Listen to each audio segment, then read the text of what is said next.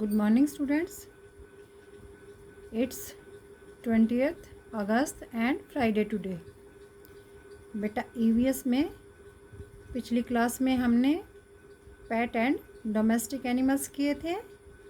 आज हम इनको नोटबुक में लिखेंगे। पेट मीन्स पालतू और डोमेस्टिक मीन्स घरेलू जानवर। जानवर बेटा पशु एनिमल्स जो होते हैं उनकी 4 लेग्स होती हैं और उनकी एक टेल भी होती है। ये उनकी पहचान है। डॉग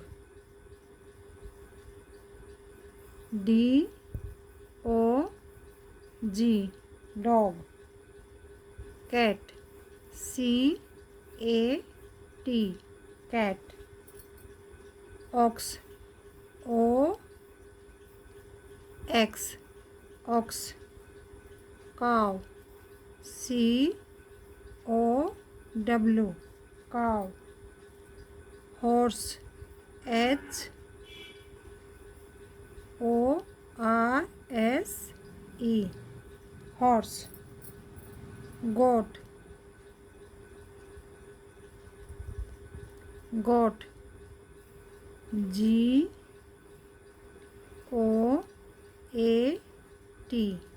गोट। Sheep SHEEP sheep. Camel CAMEL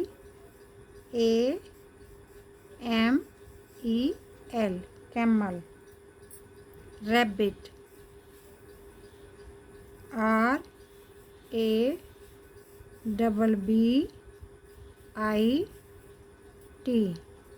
rabbit. Donkey DONKEY